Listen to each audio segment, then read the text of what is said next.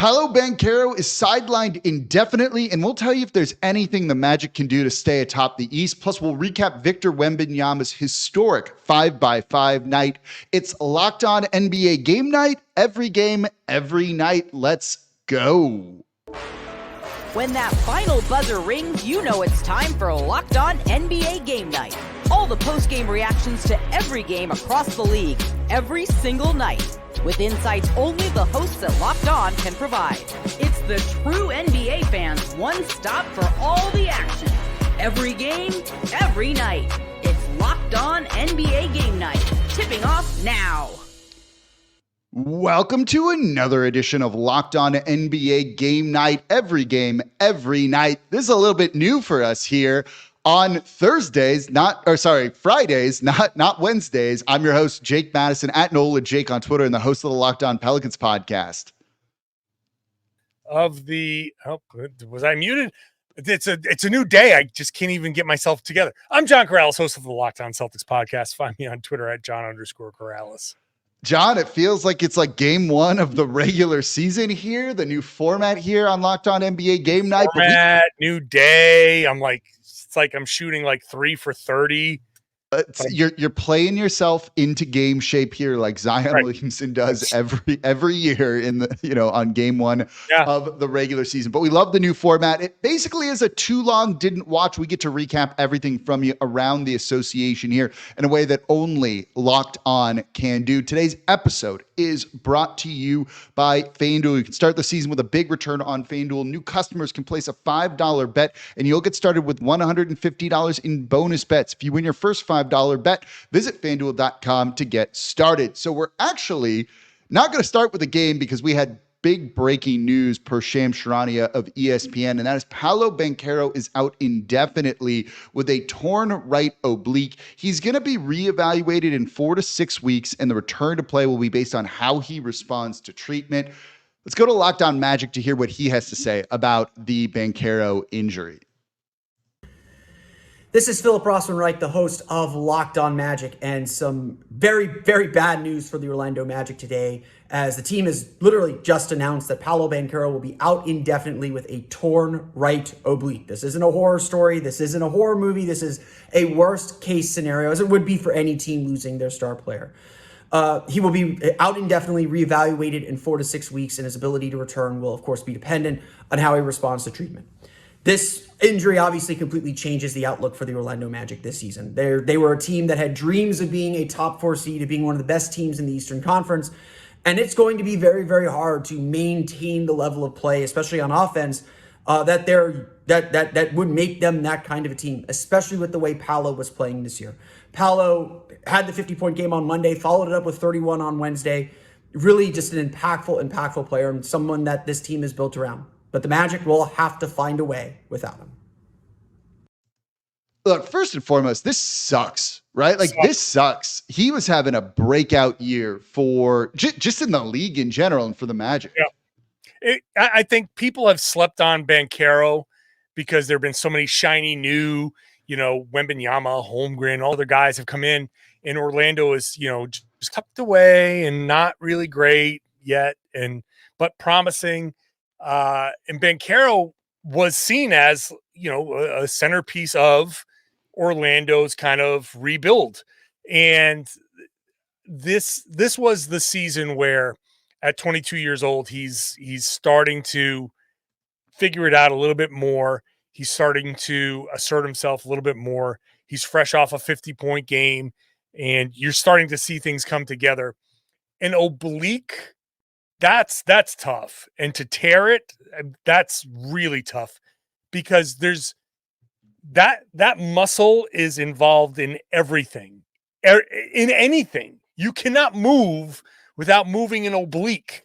And so that makes this, it's not even like, I would almost rather it be a leg injury than an oblique, because you can't even rise up to shoot. You can't do anything. It's in your core. So he has to literally sit for 4 to 6 weeks and really not do anything.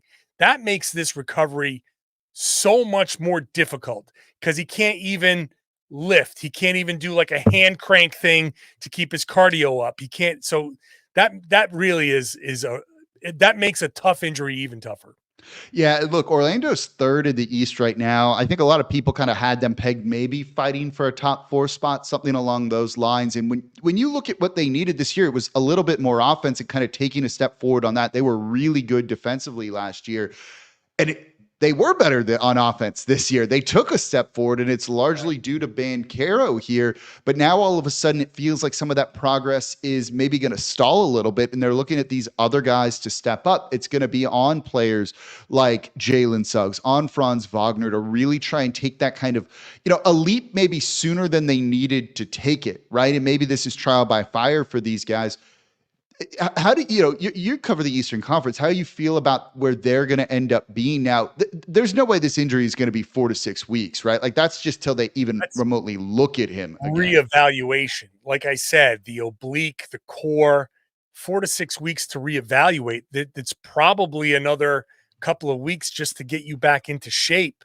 You got to make sure that he's ready. That there's a high risk of re-injury. So this can be 4 to 6 weeks, you're looking at almost 2 months, but I'm looking at this as a potentially almost 3-month injury, just because you want to make sure that the reconditioning and all of that is taken care of. So that puts Orlando in a tough spot.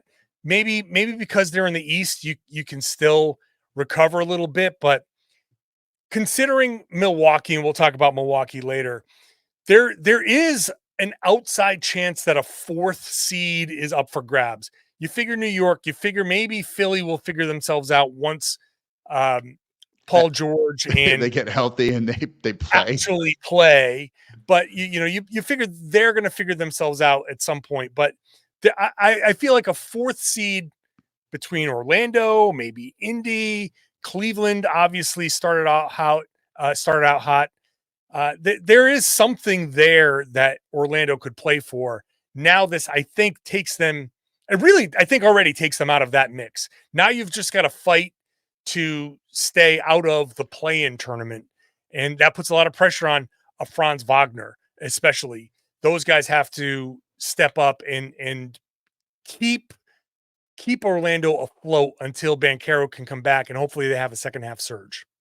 Yeah, we'll see what ends up happening with them. They're going to be covering it over at the Locked On Magic podcast for the deep dive on this injury and what it potentially means for the Orlando Magic this season. So let's switch gears to an actual game that happened in this one, and that was between the San Antonio Spurs and the Utah Jazz. San Antonio winning 106-88. The big story out of this one, Victor Wembanyama, a 5-by-5 game, 25 points, 9 rebounds, 7 assists, 5 steals, 5 blocks. By the way, he was just casually 4 of 13, not great shooting, but took 13 3-point attempts in this, which is just absurd for a player of his stature here. It is the 23rd 5-by-5 game in the NBA, his second already. Let's play a game of real or fake here, John. Real or fake.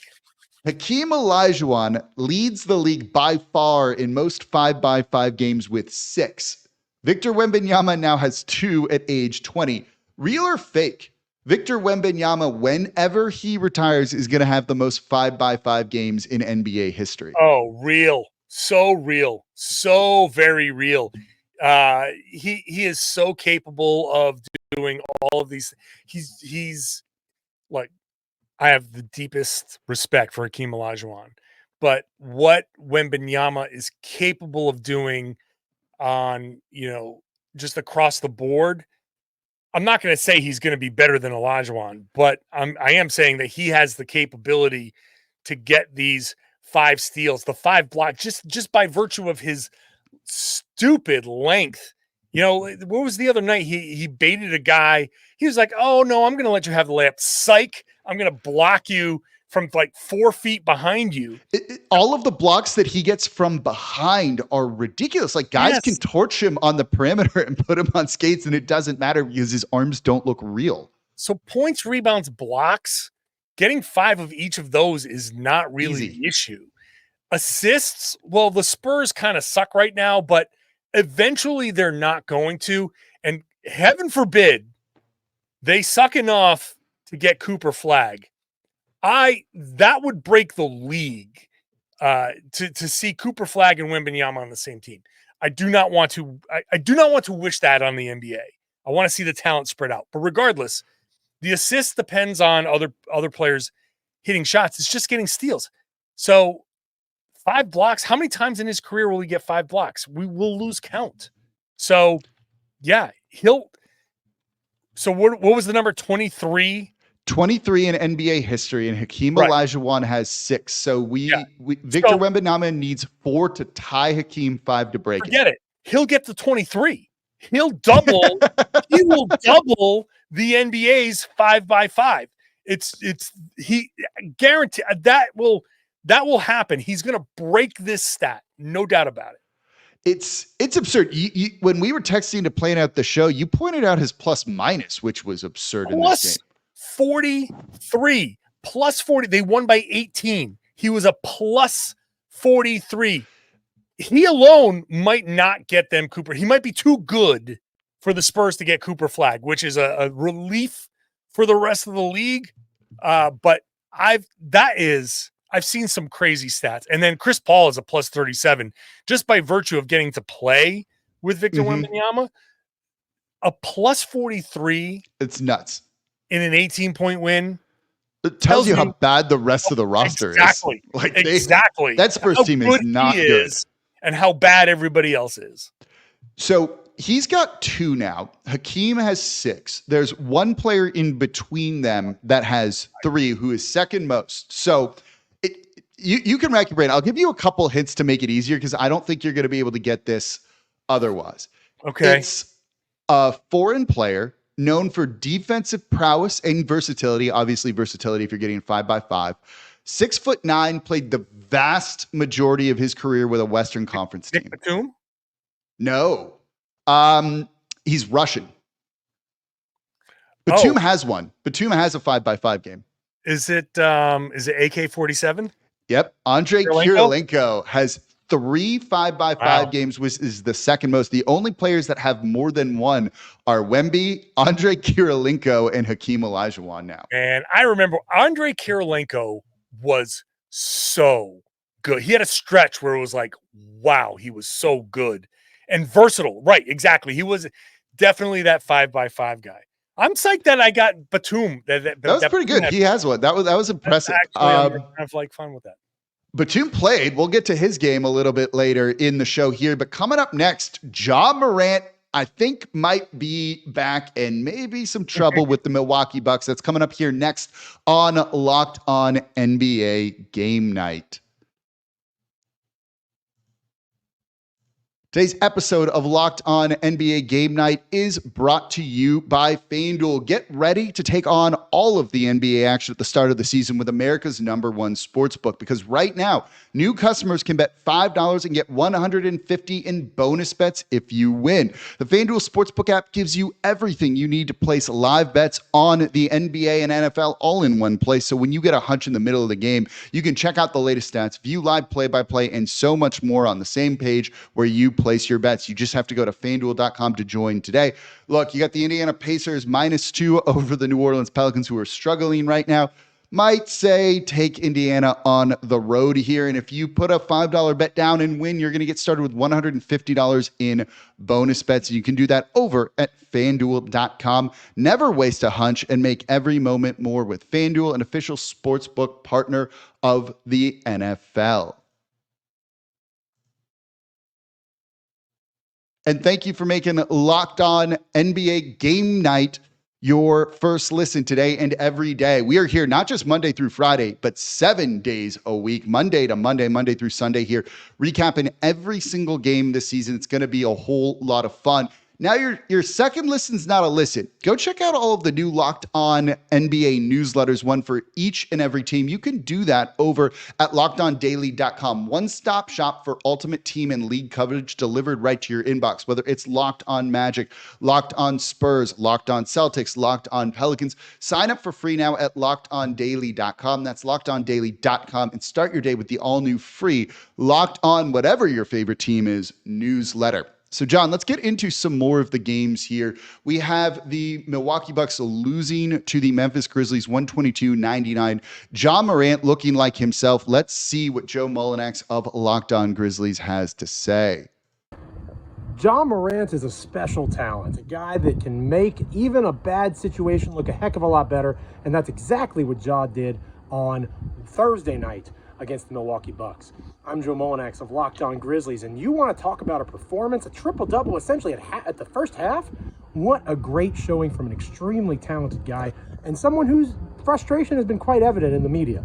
But he took advantage of opportunities, made plays for himself and for others. Just a really strong showing from him. For a Grizzlies team that is banged up, that is really having problems keeping guys on the floor, to be able to count on somebody like Morant in times of trouble is really beneficial. Wins are wins, and being 3-3 coming out of a really difficult stretch is something that the Grizzlies should be happy with. Certainly not proud of. There's lots of room for improvement. But when Ja Morant's on the floor, 6 games and 9 nights to have a 3-3 record, that is something to hang your hat on, at least for now. Yeah, Ja Morant was good, to put it very mildly, in this one. 26 points, 10 rebounds, 14 assists. For a team that's banged up, just look, simply getting him back makes a world of difference. And at times it feels like people were maybe going to forget about this team with all of the time that he missed in the past season. He was special. He was special in the second quarter. Giannis Antetokounmpo sat and Ja Morant completely took over. 11 points in the second quarter. 3 of 5 shooting. He had 5 assists in the second quarter. One of them from the seat of his pants on the floor, an alley-oop to Santi Aldama, which was just like, how do you on the floor? There's 2 elements here, Jake. First of all, how do you on the floor see, hey, here's a lot of opportunity? And second of all, how do you as the Milwaukee Bucks allow somebody who is sitting on the floor to burn you with a lob? The Milwaukee Bucks cannot guard anybody. And we're going to get to that in a second. Ja Morant was super special in this game. He made everything happen. He was throwing lobs like crazy. I would love to spend just 3 minutes on the floor as a big with Ja Morant. Is just lob, lob, lob. It's crazy. He's going to get Zach Edey the Rookie of the Year because he's that special. So Ja, unbelievable. Superlatives galore. No, seriously, like you nailed it, right? Like this was a team that was forgotten about. They were terrible last year because of all the injuries they had, but look, mainly because Ja Morant, and shows you that like it's just talent's going to win you a ton of games here, right? No Marcus Smart, no Desmond Bane, no Luke Kennard, no Gigi Jackson here in this one. All pretty key players for this team here. And because Ja Morant is so good, they're going to win the game. Also probably has to do with the Bucks absolutely stinking it up in here. Want to mention Scottie Pippen Jr. in this one, 16 points off the bench. He did a really good job. One, dude looks like an NBA player. Absolutely. Did a good job scoring, being aggressive. Did some really great defense on Damian Lillard in this one too. Lillard finished with 4 points on 1 of 12 shooting. Scottie Pippen Jr. after the game said, yeah, he took it personally here because there's a coach on the other team who didn't believe in him when he was cut from the Los Angeles Lakers 2 years ago. Kind of fun when you get that little bit of like animosity and players having an edge here. But the flip side of this one is the Bucks look like they're in some trouble. They're 1-4 now. That's 4 straight losses by double digits. What's going on in Milwaukee? They cannot guard. Look, there's a couple of obvious things that stand out. You know, last year, the Adrian Griffin situation, which was a mess. Trading for Damian Lillard, it has been a difficult road. Trading so much offense and trading away so much defense feels like it's really burning the Milwaukee Bucks. But honestly, my biggest takeaway is that Chris Middleton was so incredibly important. I know Giannis Antetokounmpo is the megastar, but I feel like Chris Middleton was at this. You can't deny it. He was almost as important as Giannis at this point. Without Middleton, they have really, really struggled. And there are other elements there. and they might rue the day that they gave up Drew Holiday for Damian Lillard. Like that it feels like a trade, like, oh yeah, you got to make it. But in retrospect, it just feels like, maybe it's just basketball wise, the fit is just not there. But Middleton not being there as one of the Bucks, just on both ends of the floor, they don't have another go-to scorer, and he was just a great defender, and that hurts a lot. Yeah, look, Giannis was finished with 37 and 11 in this one. Like, he was great. When you look at the guys that played heavy minutes for them in this one, he's basically the only guy that did anything, right? All of the other starters were negative 22 or worse. Giannis was just a 0 in this game. There's just not enough around him right now.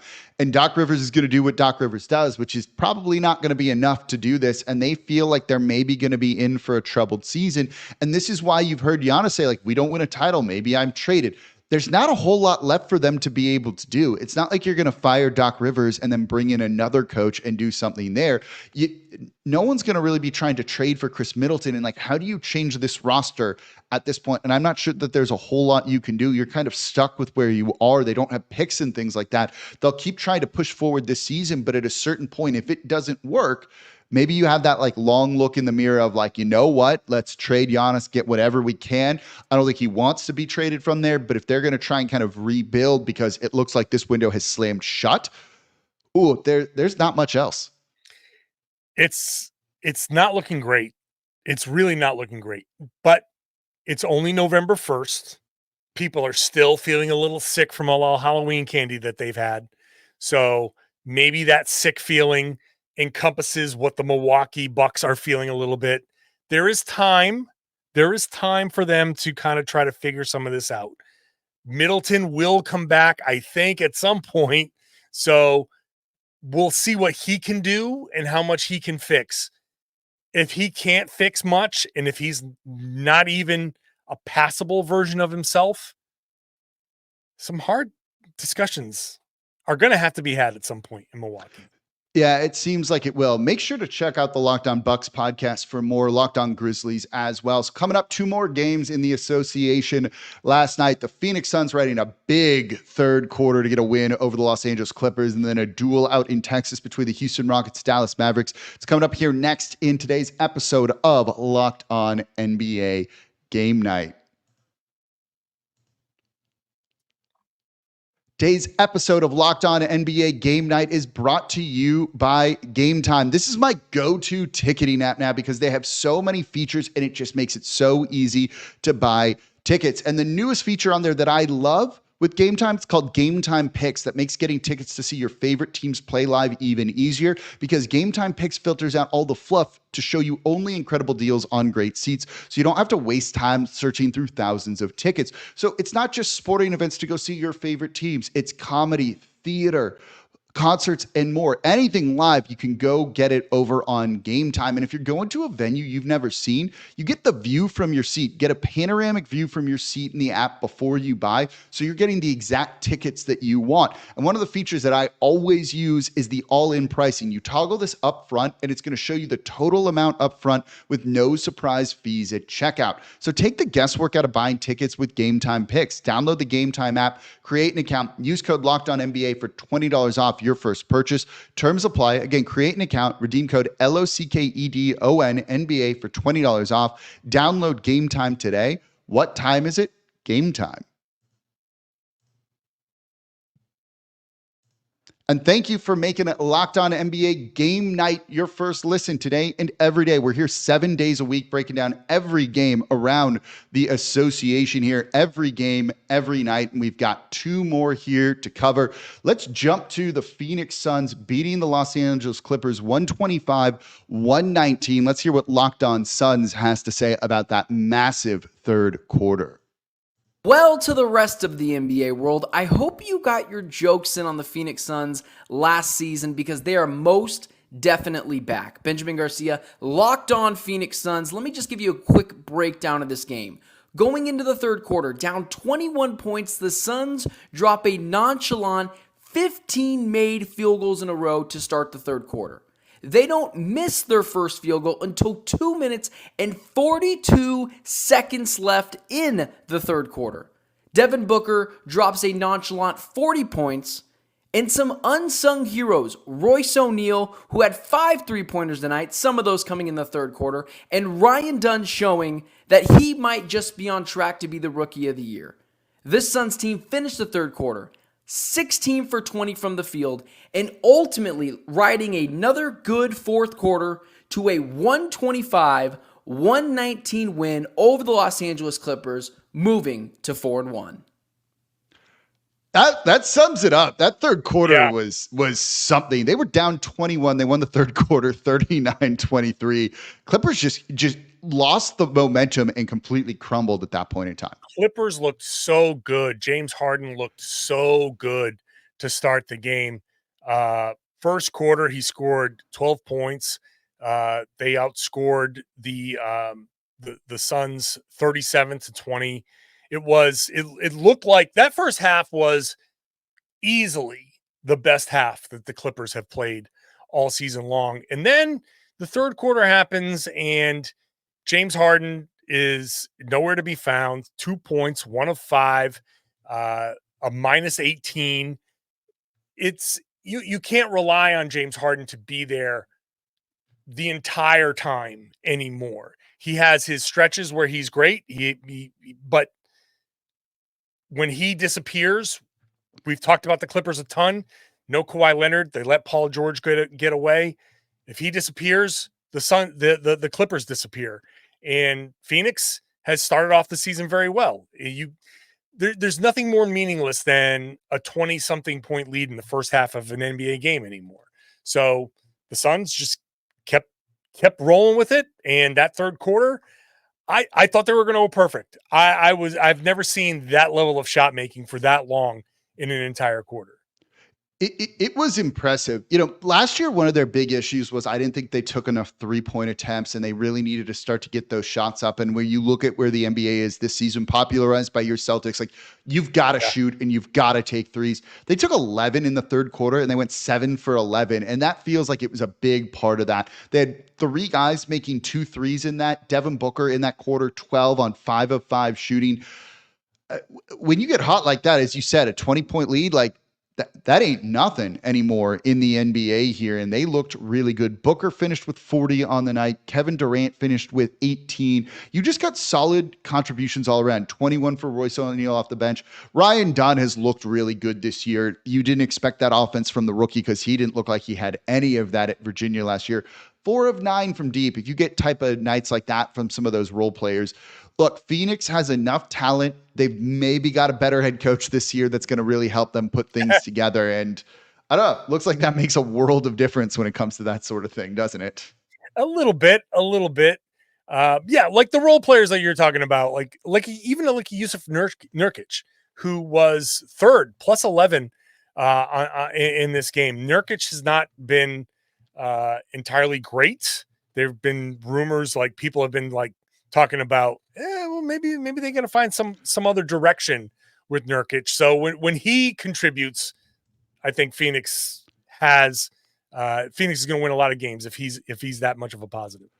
By the way, Yusuf Nurkic, member of the 5x5 Club back in 2019. Get out of here. Nurk Absolutely. has one? Nurk has one. No. So it's Wemby has the last 2. Nurk has the one before that. Anthony Davis, Draymond Green, Nick Batum, who's also in this game. It's a 5x5 night, man, apparently. Wow. I never would have guessed. I guessed a couple of them with some hints, but I never, ever. You could have given me every hint in the world. I never would have gotten to Nurkic. No, that's Nurkic is like a pretty random one on that list, but just kind of funny. I don't know how he ever got 5 assists. That's wild to me. All right, one more game here, and this was the Houston Rockets beating the Dallas Mavericks. Let's go to Locked On Mavs and hear what they have to say about this one. Let's jump it to Locked On Game Night host Nick Angstad here. Fall to the Houston Rockets. Nick Angstad here from Locked On Mavericks podcast, and I was ready to come on here and start talking about Luka Doncic and start to worry about him and say, oh my gosh, what's going on with Luka's shooting? He can't get anything going. What's going on with Luka? And then, of course, he does Luka things in the second half. Goes 7 of 12 from the field and hits some clutch threes to get the Mavs back into this game. The Mavs had no business being in this game against the Houston Rockets. They were down by 20. They looked awful. They got a ton of offensive rebounds against them. The Rockets got 18 offensive rebounds. The Mavs just got out-hustled all over the place. Again, no business being in this game. But Luka's shooting got them back into this. Kyrie kept them connected throughout this game. He finished with 28 points. He had a bunch of rebounds and assists as well. And then PJ Washington was huge because he allowed them to play smaller. Kid went small in the entire fourth quarter, basically, with PJ Washington at the 5. He allowed them to do that because the Mavs bigs weren't allowed to basically do anything in this game. Locked On Mavs host Johnny Bravo there. Look, what a pro with what hair? What hair? People watching on YouTube, right? He's got the graphics on there. He's got the captions on there. Just trying to show up everybody else here. I'm bald, so I'm just marvel. I marvel at great. I would hair. have no idea because you have a hat on. Well, it's just a look. It's part of the look. I'm trying to portray an image here. I dig it. Look, the branding's strong there too. The Locked On hat and everything. It's a Locked On hat, of course. I actually have a hat here. You have a Locked On hat on? I should no. Oh, listen. As a Boston guy, I just want to throw out there that I appreciate the Dodgers, our guy Mookie Betts, our guy Dave Roberts. There's a lot of Red Sox connections out there, and the enemy of my enemy is my friend. Congratulations to the Dodgers on beating the Yankees in the World Series. The enemies of the Dallas Mavericks here were the Houston Rockets in this one. So I'll say this. I think the Rockets were pretty lucky to hold on to this one. They had a 23-point lead. They clearly kind of let off the gas as it went on. As Nick said, Luka got hot in this one, hitting some ridiculous shots. Luka finished with 29 points. You had Kyrie finish with 28 points. He hit a ridiculous three-pointer as he kind of closed out of the corner there on everything. The Rockets at times show you the talent and the depth that they have, and you're like, oh, this team could be good. And you're like, oh yeah, they're a year away from fully being there. They should have slammed the door on that Dallas team with the lead they have. And then they start kind of playing through other guys that I feel like they shouldn't, when it's no, lean on someone like Jalen Green, lean on someone like Alperen Şengün, and don't go to some of these other guys a little bit. But look, they had enough of a lead to be able to get the win here. You see it in these young teams. I see it in the Indiana Pacers too. You play a certain way to get up to a big lead. You get that big lead, and all of a sudden you think, oh, wait, now we have the lead. We got to slow it down. We got to play a little bit different. Instead of just doing what you did that got you there, you play a little bit different. And then you allow a team like the Celtics just did it to the Pacers, come back and lost. The Mavericks come back and lose. But you've got superstar power in Doncic and Irving and PJ Washington, incredible defensively in this game. And, if you get a little bit of a better shooting performance from Klay Thompson, maybe this is different, but not a big deal for the Mavericks. But for the Rockets, it's got to be a learning experience of you play a certain way to build a lead, keep playing that way to keep the lead. You nailed it, and they didn't, and that's how I feel they're a little bit lucky here. But look, a win's a win, and for a young team, that's a pretty significant win, I think, over the Dallas Mavericks, and we'll see what ends up with the Rockets. So more over at the Locked On Rockets podcast, obviously over at the Locked On Mavs podcast as well, and that's going to do it for the Friday episode of a Locked On NBA Game Night. Every game, every night. Another episode tomorrow. There's 9 games on Friday night, including the Boston Celtics, including the New Orleans Pelicans not playing each other. We'll have a show on Sunday for y'all. It's been fun covering all of these. Appreciate y'all listening. And don't forget, make your favorite Locked On NBA podcast your second listen today. Locked On Celtics, Locked On Pelicans, any of the teams we covered here. That's going to do it. As always, I'm your host, Jake Madison, at Nola Jake on Twitter, and the host of the Locked On Pelicans podcast. And I'm John Karalis, host of the Locked On Celtics podcast on Twitter at John_Karalis. See y'all next week.